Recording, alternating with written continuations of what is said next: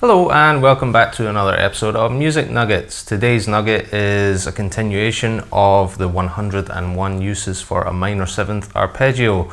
So today I'm bringing you another 3 uses for this arpeggio and 3 quite different ways to see it. Like before, it's one relatively standard use, or at least like a really straightforward, this is a different position of the arpeggio.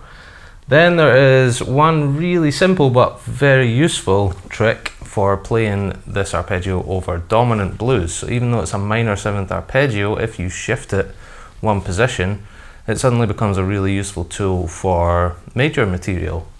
And the third use is a way of traveling. So I've called this the traveling trick. It's a way of traveling from one chord to the next in dominant blues. So let's just jump right in. The simplest thing that I want to show here, and the launch pad for all of this stuff, is position 2 of the minor 7 arpeggio. So I've deliberately not put fret numbers on this, just so that you can see it more as a movable thing. But for the purpose of this lesson, that was a blues in B flat. So it was a B flat major blues or a B flat dominant blues, and quite a few like extra turnarounds in there. So it's more of a jazz blues, I guess. So one reason that I think this shape is super useful is that it basically hits all the sweet notes in a dominant chord, and actually doesn't really play on the flat 7 much, even though I was putting that into the improvisation. So we're here, fret 6, and it's a B flat 7 chord. Straightforward as you like. It's drop 2 voicing, so root, 5th, flat 7, major 3rd, and then there's a repetition of the 5th and the root again. Everyone should know this, I would imagine. And the minor 7 arpeggio that goes with this would be what you could see is the relative minor to that major chord. So relative minor always lives down a minor 3rd from the major chord that you're focusing on, or in most cases it does. So in this case, if you were to play over that B flat 7, if you were to play G minor 7 arpeggio, then it would work quite nicely.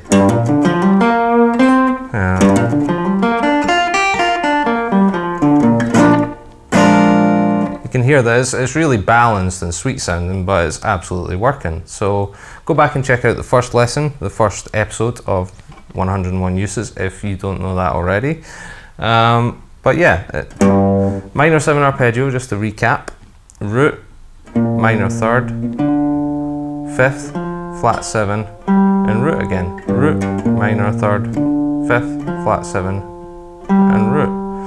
Because I've already played that B flat 7 chord, you're probably hearing it in a different context now. You'll be hearing the way that it sits against that chord.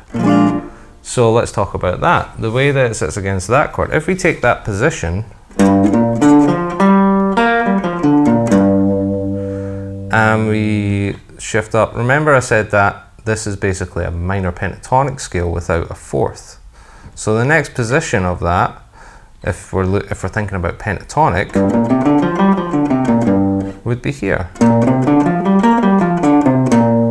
And some people call that major pentatonic, and it makes sense. It goes over this major chord.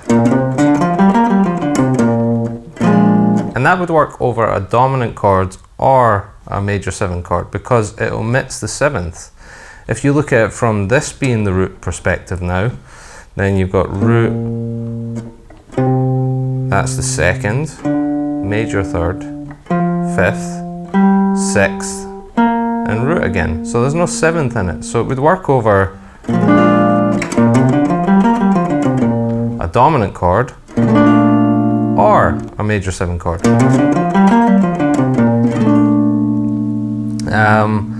But to turn the minor 7th arpeggio, which is missing the 4th of a minor pentatonic, we need to take out the 2nd of the major pentatonic. So then we end up with this over 1 octave. Notice no 2nd. So root. This is seeing it from this being the root point of view. It's actually the minor 3rd of the minor 7 arpeggio, but root, major 3rd, fifth, sixth, root. Root, major third, fifth, sixth, root. So then we have something that sounds like this. And I'm sure you can hear straight away how prominent that is in rock and roll music, especially. Oh, I'm adding lilts already.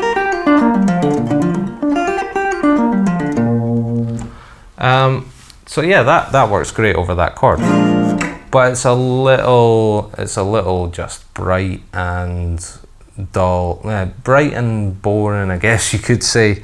It's super balanced, and if you're playing it over rock and roll, it's crying out for some blues notes. Now the blues note in the minor context would be the flat fifth. So the second use that I've got here is going to spice things up a lot. If you simply lilt from, so if you slide up from what's now the minor third of this, so it was the flat fifth in the minor 7 arpeggio.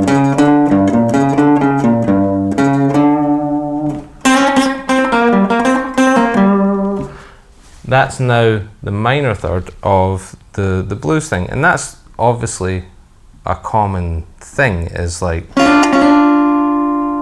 is hammering on or sliding from a minor third to a major third, especially in rock and roll and soul and stuff like that. So if you add that into this arpeggio, then it suddenly starts to get a bit more interesting. It starts to get a bit more musical. And what I would advise is, when you come back down through this, if you're practicing this to get it into your muscle memory, then try to always, when you come back down, still slide up with those minor third to major third moments. Otherwise you're going to settle on a minor third over a major chord, you know. So rather than going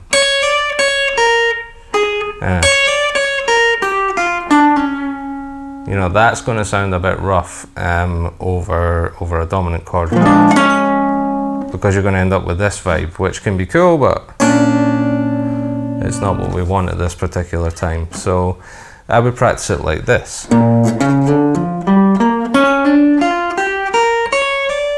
Now that's just what you can see in the shape, but when you get to there, go back to the root. So don't slide back down to the minor third.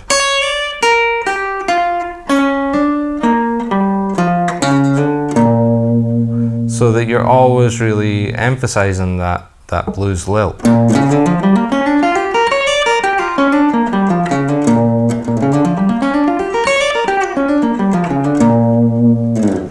And I would say that's like the ideal way to practice that. So that's our second. I've called this 4, 5, and 6 because I want to see how many of these 101 uses I can get through. So this is the fourth one so far and the fifth one so far. And what I've done here is given the relative minor of this, so that you can basically play the same material but in a different position, in a position that you're probably more familiar with. So in a minor pentatonic context, but against that B flat chord, against the B flat 7 chord. So you would get the same sound. If you start on that note, you're basically just playing through this shape. So you would get like,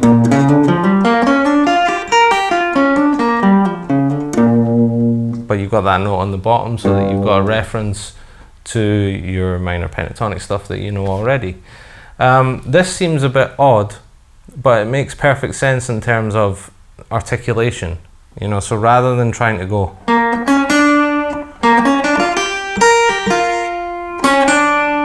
instead of trying to do that, you just make it a simple slide.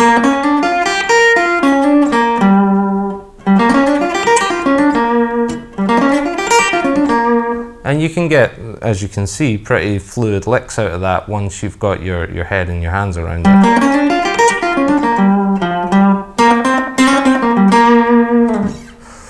So yeah, over that chord, that's all dynamite.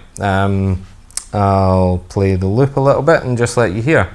Maybe what I'll do is, obviously it's a blues thing, so it's basically a 1-4-5, so I'll just play like.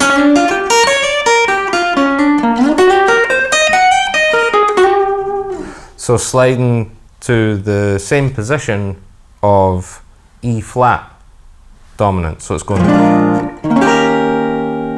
But instead of rearranging for a completely other shape, you can just slide up. And yeah, I'll just do that over both of those chords so that you can hear how it works. So we have lost the loop. Okay, so I'll put down a really simple loop this time. So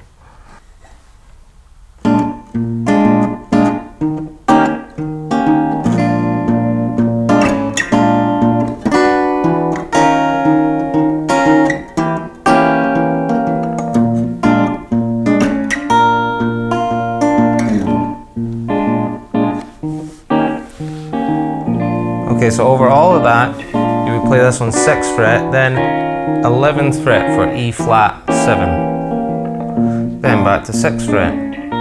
So let's try it.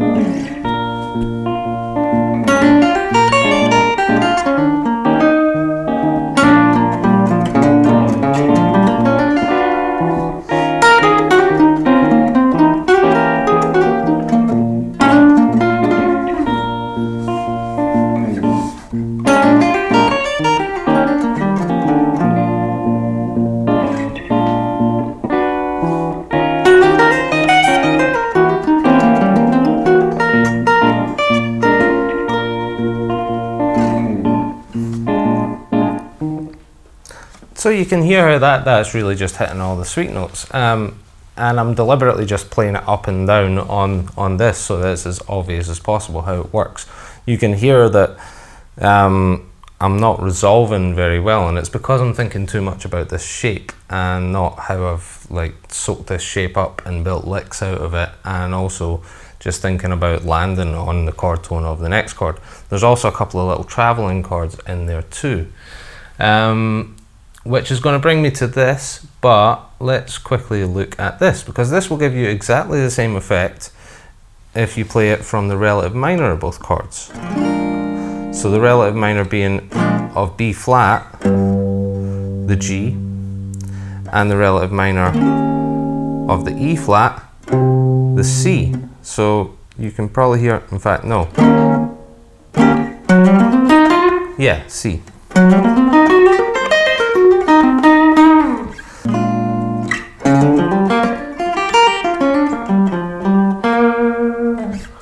And again over this chord.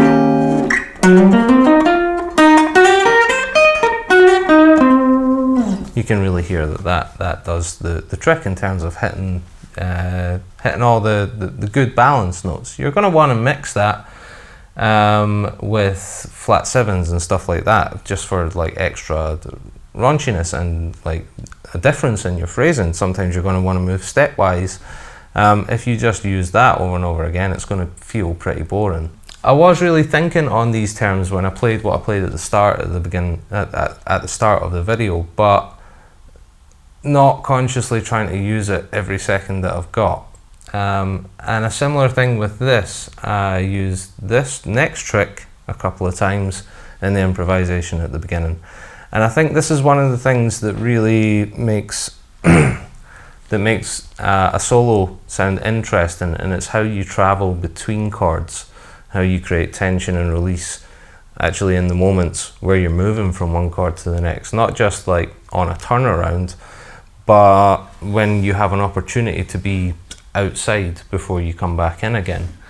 And I think that really adds interest to a solo. So this is the traveling trick. Now the traveling trick, I've just made this name up because you're traveling from one thing to the next. But basically in that blues, I'll put the chords down again. So it's like, but basically you've got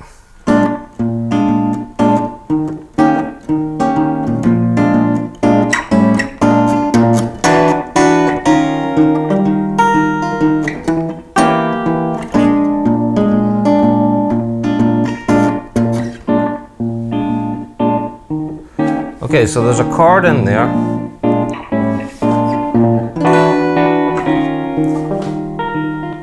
That's a common blues trick, but you maybe don't always use it. And whether it's used in the harmony or not, it can be implied in the solo. It's basically a sort of tension thing. And there's loads of ways to imply this, but one really straightforward way, because we know minor pentatonic and now minor 7 arpeggio stuff, is to use a minor 7 arpeggio from a particular place and then slide it down. It's like the 2-5-1 thing that I was showing in the first episode, but this time instead of sliding up, you're going to slide down. So you can play over the 1 chord, you can play whatever blues material you like. Try some of this out, try other things out.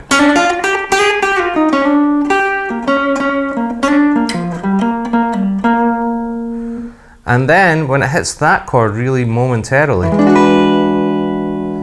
that's basically the 4 chord up a semitone. So it just slides down. So it's going from E9 into the 4 chord, which is E flat 9. And so when you're there, you could basically play the same material that you would play over the 4 chord up a semitone. But a good way to travel and have like some sort of like melody of line is to use an arpeggio of some kind. Now, if that's a dominant chord or a major chord in essence, then you could just play a major pentatonic over the top of it, or this major version of the minor 7 arpeggio. So thinking in terms of what I was showing you with the 4 chord was you could play this stuff up on the 11th fret. Something I did a couple of times in my solo at the start was I went. Now that's just me thinking I'm going to take that same idea, this idea, and I'm going to play it up a semitone from where I'm arriving. So up a semitone from the E flat. And then try and resolve somehow into the E flat. So that could happen in a number of ways. That could go, or it could go,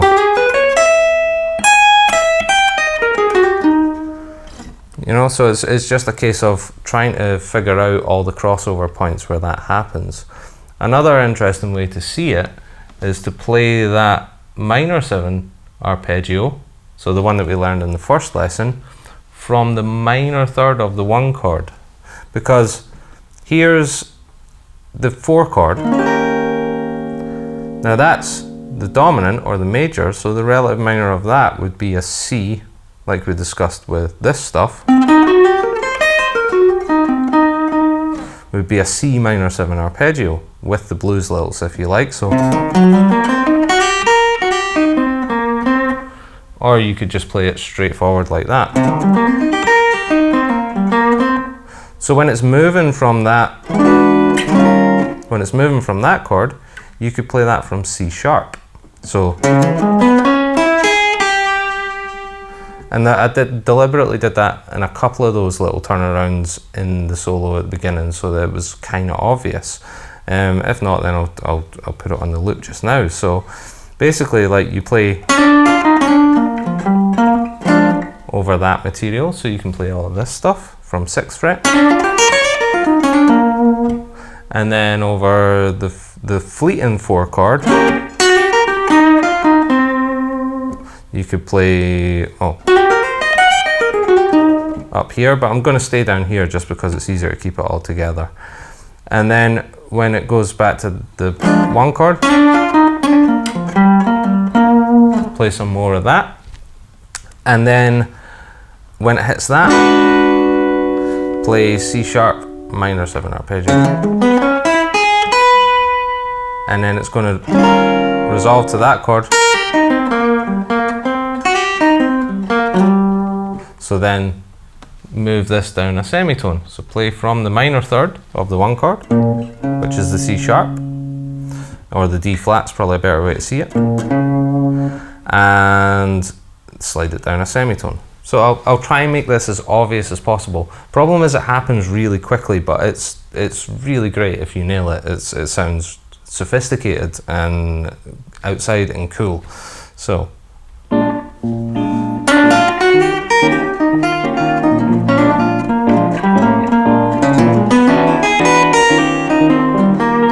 I started a little bit early there. You could hear how it's like a bit too much. So here we go again.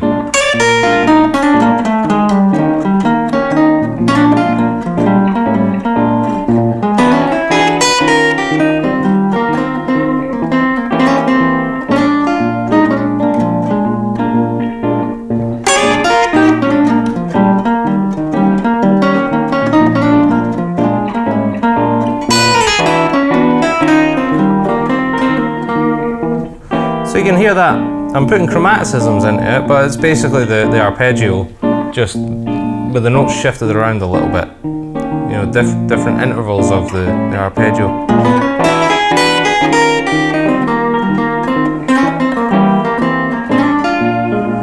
Try and keep it as straightforward as possible. Let's do it up here. So you can do that on 12th fret and then resolve to the same thing on 11th fret. Again, I started a little bit early there, but you can hear the effect.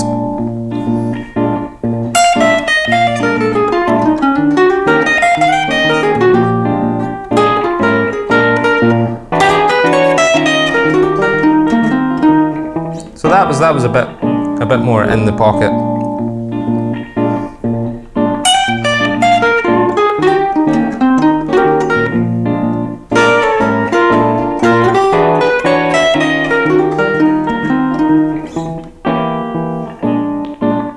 So what I was doing up there was just sliding from the 12th to the 13th there. So you're effectively in E major.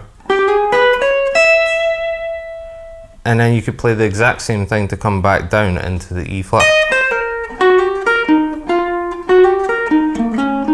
So it's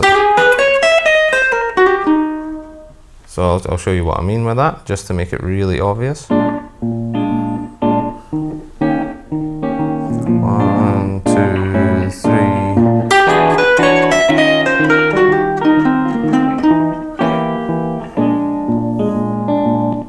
So I just played it over only that little minute chord change there. Sometimes in the harmony of a blues song that chord will last longer. It will last for a whole bar sometimes, and there's other ways to complement that. But that's one really simple way of tying in the arpeggio stuff that we've been learning, the minor 7 arpeggio stuff. So try all that out, see how it feels for you, build licks out of it, try and put it into your practice. The hardest thing is phrasing it, really, and building up little phrases that you like and landing these notes carefully. There's something to be said for just minor pentatonic blues phrasing, catching all of this stuff. But at the same time, it's not the same thing, especially if you want to play like jump guitar, like Brian Setzer type stuff. That's what these principles is what that stuff is based on. So hopefully that was informative for you. I'll be back soon with another 2 or 3 uses out of my 101 for a minor 7 arpeggio. Thanks very much for watching. If you haven't already, hit the subscribe button and hit the like if you like this, and I will see you next time. Thank you. Bye bye.